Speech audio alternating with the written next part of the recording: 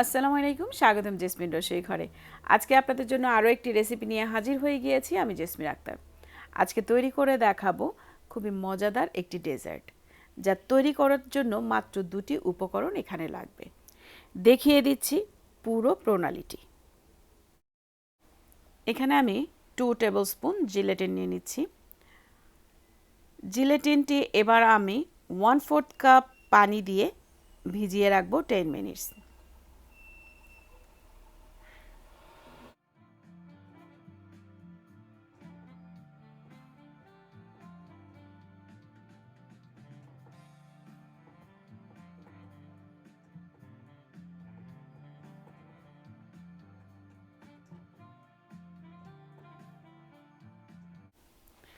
এবার ফ্রাই প্যানের ভেতরে আমি 1 কাপ চিনি নিয়ে এর সাথে হাফ কাপ পানি মিশিয়ে নিব। সাথে আরও দিব 1 টেবিল স্পুন লেবুর রস। সবগুলো উপকরণকে একসাথে খুব ভালো মতো মিশিয়ে নিয়ে এটাকে চুলায় বসিয়ে দিব জাল করার জন্য।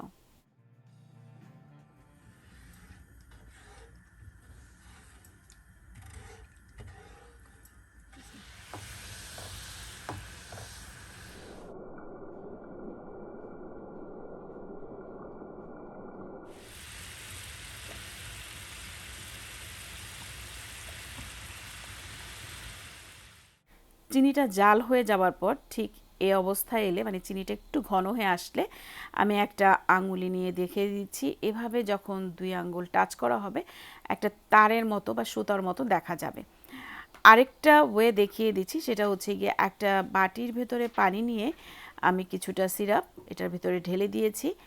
এবার আঙুলের সাহায্যে এভাবে তুলে নিচ্ছি। ঠিক এ অবস্থায় এলেই বুঝে নিতে হবে যে এবার আরও একটি উপকরণ এর ভেতরে দেওয়ার জন্য রেডি। এবার ভিজিয়ে রাখা জিলেটিনটিকে গুলে নেওয়া চিনির মিশ্রণের সাথে মিশিয়ে দিচ্ছি। চুলাটা মিডিয়াম থেকে লো হিটের মাঝামাঝি রাখতে হবে এবং খুব ভালো করে মিশিয়ে নিয়ে জিলেটিনটা গলে যাওয়া পর্যন্ত জাল করতে হবে। এরপরে সমস্ত মিশ্রণটিকে আমি একটা বোলের ভিতরে ঢেলে নিব। যারা সবসময় আমার ভিডিওগুলো দেখেন কিন্তু এখন পর্যন্ত আমার চ্যানেলটিকে সাবস্ক্রাইব করেননি, আশা করি চ্যানেলটিকে সাবস্ক্রাইব করে আমাকে সাপোর্ট করবেন। পাশের বেল আইকনটিও প্রেস করে রাখবেন প্রত্যেকটা নতুন নতুন ভিডিওর নোটিফিকেশন পাওয়ার জন্য। এবার মিশ্রণটিকে আমি একটা বোলের ভিতরে ঢেলে নিচ্ছি। 2 মিনিট রেস্টে রেখে এটাকে আমি এরপরে একটা ইলেকট্রিক বিটারের সাহায্যে বিট করে নিব। এই গ্যাপে আমি একটা ট্রের ভিতরে পার্চমেন্ট পেপার বিছিয়ে নিয়ে একটা কেক মোল্ড বসিয়ে দিয়েছি, কেক মোল্ডের ফ্রেমটা বসিয়েছি। এরপরে কিছুটা তেল দিয়ে আমি এবার এটাকে ব্রাশ করে নিচ্ছি। কেক মোল্ডের চারপাশটাতে খুব ভালো করে আমি অয়েলটাকে, মানে তেলটাকে ব্রাশ করে নিব। এরপরে এর উপরে আমি আইসিং সুগার ছিটিয়ে নিব। আপনারা চাইলে কর্নফ্লাওয়ার অ্যান্ড চিনি মিক্স করে খুব ভালো করে ব্লেন্ড করে নিয়ে এর উপরে ছিটিয়ে নিতে পারেন। আমি আইসিং সুগারটাই এটার উপরে বিছিয়ে দিচ্ছি। ঠিক এইভাবে পুরোটা জুড়ে আমি ছড়িয়ে দিয়েছি। এবার জাল করে নেওয়া চিনির মিশ্রণটিকে বিট করে নেব।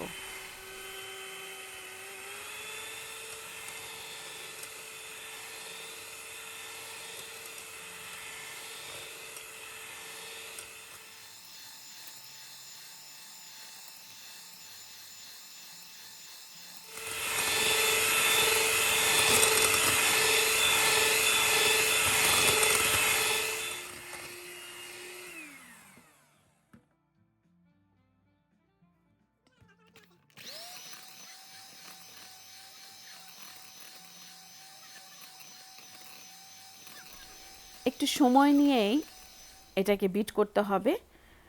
ঠিক যখন এই অবস্থায় চলে আসবে তখন আমি এর ভেতরে দিয়ে দিচ্ছি স্ট্রবেরি এসেন্স। আপনারা চাইলে ভ্যানিলা এসেন্সও ব্যবহার করতে পারবেন।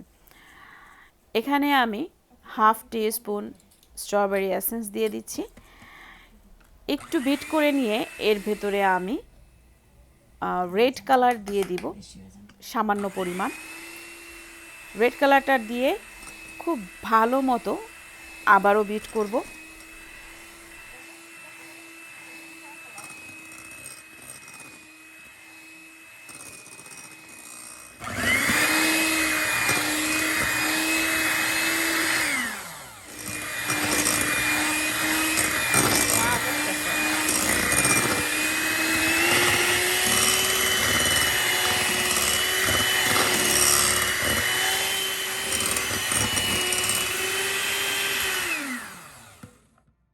বিট করে নেওয়ার পরে অনেকটা ফোমের মতো হয়ে যাবে। ঠিক এই অবস্থায় এলে আমরা রেডি করে রাখা ট্রের ভিতরে ঢেলে দিব। এরপরে পুরো ট্রের ভিতরে ছড়িয়ে দিয়ে ঠান্ডার জন্য অপেক্ষা করব। আমার এটা ঠান্ডা হতে সময় লেগেছে অলমোস্ট 3 ঘন্টার মতো। এরপরে আমি এর উপরে আবারও আইসিং সুগারটা ছড়িয়ে দিয়েছি।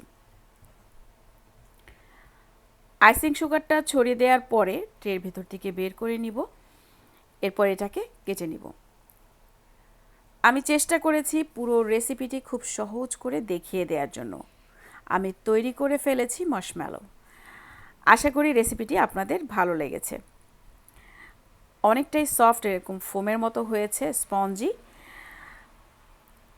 এবার মার্শম্যালোটাকে আমি স্কোয়ার শেপে কেটে নিব। আপনারা আপনাদের পছন্দ মতো কেটে নিতে পারবেন।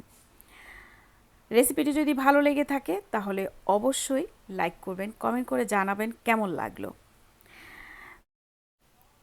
রেসিপিটি যদি ভালো লাগে তাহলে শেয়ার করে দিবেন ফ্রেন্ডস অ্যান্ড ফ্যামিলির কাছে। আর নতুন নতুন রেসিপি পেতে চাইলে বা নতুন নতুন রেসিপির ভিডিওর নোটিফিকেশন পেতে চাইলে অবশ্যই আমার চ্যানেলটিকে সাবস্ক্রাইব করে পাশের বেল আইকনটিও প্রেস করে রাখবেন। তৈরি করে ফেলেছি মার্শম্যালো, বাচ্চাদের খুবই পছন্দের একটি ডেজার্ট। আশা করি আপনাদেরও ভালো লেগেছে। ভালো লাগলে আমাকে সাপোর্ট করার জন্য আমার পাশে থাকবেন সব সময়। আজ এ পর্যন্তই। অন্য কোনো সময় নতুন কোনো ভিডিও নিয়ে আবারও হাজির হয়ে যাব আপনাদের মাঝে। আল্লাহ হাফেজ।